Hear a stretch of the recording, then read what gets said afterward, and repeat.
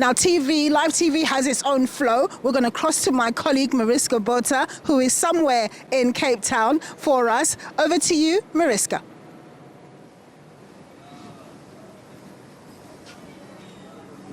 Thank you so very much. We are coming back to you from the CBD of Cape Town at the Grand Parade, where we're speaking to a few of the vendors here, telling us about their issues and their problems. I mean, while the experts speak, these are the people on the ground that has to live with the decisions that are made. So let's go to our first guests. They've been waiting for some time. Elizabeth Damons. She's actually a pensioner, and her business failed during COVID, as so many thousands of others. And since then, she's not recuperated. She's been struggling for the longest time to keep afloat, and she runs a small spice shop here on the Grand Parade. So let's go chat to her now. She just has a customer on hand there. It's one of the controllers of the Golden Arrow bus services. Thank you so much for your time, Elizabeth. Speak to us. Why are you selling spices here when you're actually a pensioner? The reason why I am forced to sell spices is the fact that I had a small business that was in 2018 to 2019, and then COVID hit. I myself was a COVID survivor, and I was down. I was out for about 4 months of 2019, and thus my business went down. I went bankrupt, and I have never regained, like the president also said, that it was going to take us 4 years to recover. But even up until today, I went bankrupt. I had to close the clothing shops that I had in Grand Central in Cape Town. And this is the reason why I am selling spices now, to cover for my debt. Because remember, when you have a business, you go to the bank for loans, you still have your normal accounts to pay. Yeah. And I've turned 60 in the meantime. But I was told, because you turn 60 and you're a senior citizen, the debt is not going to go away. We're not going to write it off. And we're going to take you to court if you don't pay. So that was the reason why I was forced to work even up until now. So, yes, the economy has never ever recovered. I think that since it was announced that we were in recession a couple of years ago, I think the economy is still in recession because we just cannot come up. We cannot make up for anything. And yeah, there was no rewards to us as small business, to get something back. So yes, companies benefited from it because they could, inform stores that, the business, this is what going on, and I think they got a rebate. But us as small businesses, we were left out in the cold even up until today. We have to fight, we have to work in order to sustain even our children and our grandchildren, because I am a great-grandmother, and my children, there is no work for them. This is the problem. So we as senior citizens, we also have to help our children to get along. So yes, it's for me, the situation, the economy is really bad.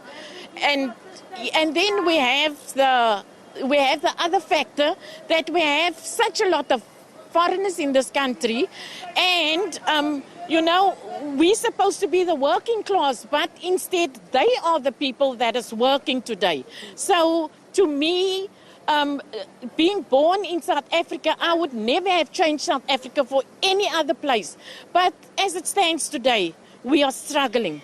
We can't make ends meet.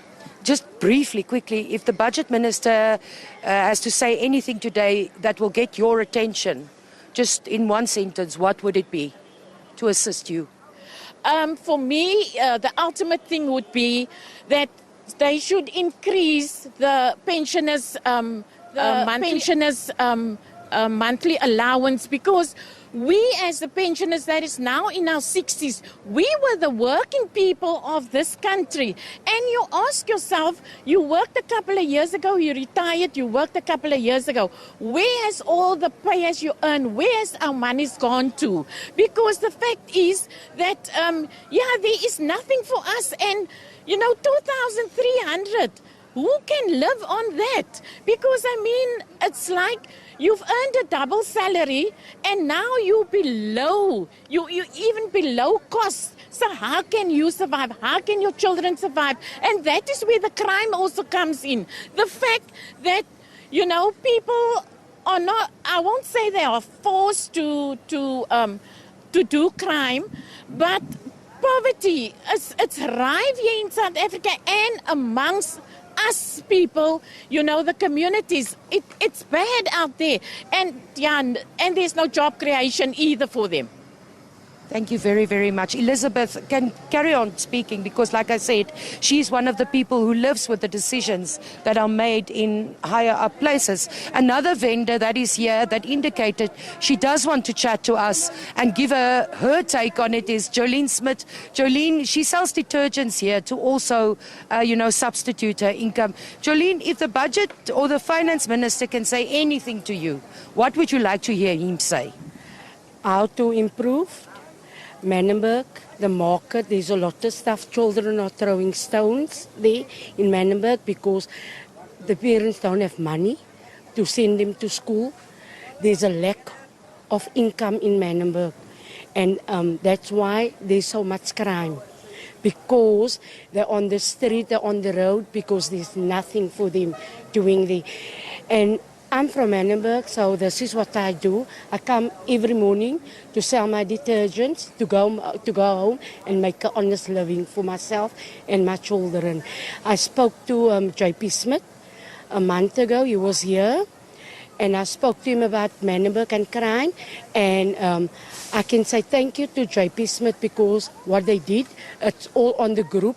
They went to Manenberg last week. He did what he said he will do, and he said they're busy with Department of Education for the children that is not in school. So there's some hope, do you think? Yes, there is hope because JP gave us hope because they're supposed to be in school, but they're roaming around in Manenberg. And meanwhile, are you getting by with what you're selling here? I do. Yes, I do get by. And I'm now almost 3 years here. And thanks to God, I make it. You see? So if there is anything for the government to do or to help, it's like a cry out for the children for work. That there must be more work for children, less gang fight, and less children roaming in Manenberg doing nothing. Thank you very much. That's Jolene Smith, one of the other traders here, speaking to us about the grave situation that people face. And all of the vendors here will tell us they come from the Cape Flats and different surrounding areas. And all of them will tell you crime is a major factor. So that's certainly one of the issues they want to be addressed. And then also an opportunity for them to live comfortably in their older age, because a lot of the people who are vendors here are over 60 years old and there's no retirement for them. They have to continue working because they don't have any other option. So indeed, the finance minister has a lot to juggle today, and there's a lot of people that will have their eyes on him hoping for some relief.